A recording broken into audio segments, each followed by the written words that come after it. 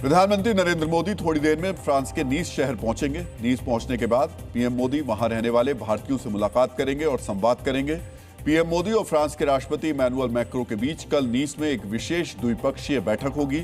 इस बैठक में दोनों नेता इसी साल फरवरी में तय हुई भारत फ्रांस विशेष वैश्विक रणनीतिक साझेदारी के तहत हुई प्रगति की समीक्षा करेंगे। इसके बाद दोनों नेता संयुक्त रूप से भारत इनोवेट्स 2026 वैश्विक टेक सम्मेलन का उद्घाटन करेंगे।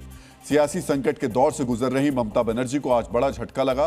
उनके सबसे भरोसेमंद और वरिष्ठ लोकसभा सांसद सुदीप बंदोपाध्याय भी अब बागी गुट में शामिल हो गए। लोकसभा में टीएमसी के संसदीय दल के नेता सुदीप बंदोपाध्याय ने दिल्ली में बीजेपी के कद्दावर नेता और केंद्रीय मंत्री भूपेंद्र यादव के आवास पर जाकर मुलाकात की। 1 घंटे तक चली बैठक में टीएमसी सांसद शताब्दी रॉय भी मौजूद थी। इस बीच अभिषेक बनर्जी के खिलाफ आज 2 और शिकायतें दर्ज की गई। समाजवादी पार्टी के अध्यक्ष अखिलेश यादव की बेटी पर आपत्तिजनक और अभद्र टिप्पणी को लेकर मुख्यमंत्री योगी आदित्यनाथ ने सख्त रुख अपनाया है। सीएम योगी ने कहा, जैसे ही यह मामला उनके संज्ञान में आया, उन्होंने बिना किसी राजनीतिक भेदभाव के पुलिस को दोषियों के खिलाफ तत्काल एफआईआर दर्ज करने और कड़ी कार्रवाई करने के निर्देश दिए।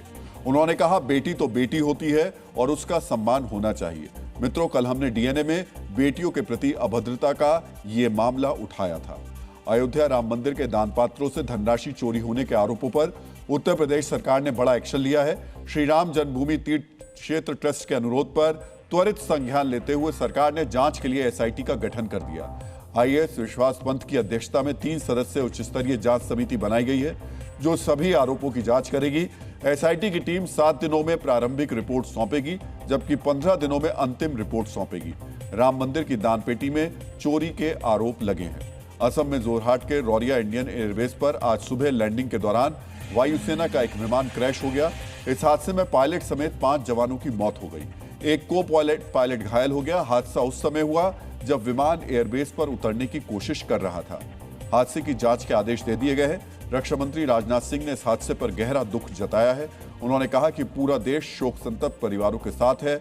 राहुल गांधी ने भी शोक व्यक्त किया। लेफ्टिनेंट जनरल धीरज सेठ देश के अगले आर्मी चीफ होंगे। केंद्र सरकार ने चीफ ऑफ आर्मी स्टाफ के पद के उनकी नियुक्ति को मंजूरी दे दी है। लेफ्टिनेंट जनरल धीरज सेठ मौजूदा army chief general Upendra Dwivedi की जगह लेंगे। जनरल उपेंद्र द्विवेदी का कार्यकाल 30 जून को समाप्त होगा। लेफ्टिनेंट जनरल धीरज सेठ वर्तमान में भारतीय सेना के दूसरे सबसे वरिष्ठ अधिकारी हैं। 1 अप्रैल को उन्होंने उप सेना प्रमुख का पद संभाला था। गृह मंत्री अमित शाह ने कहा है कि घुसपैठ के कारण सीमावर्ती इलाकों की डेमोग्राफी बदलने की कोशिशें की जा रही हैं। इसे कड़ाई से रोकना राष्ट्रीय सुरक्षा के लिए अनिवार्य है। डेमोग्राफी में बदलाव को लेकर गठित उच्च स्तरीय समिति की बैठक में उन्होंने कहा कि समिति भारत के सभी सीमावर्ती जिलों, महानगरों और औद्योगिक कस्बों का दौरा करे और वहां की जनसंख्या संरचना में आ रहे बदलावों का अध्ययन कर अपनी रिपोर्ट सौंपे।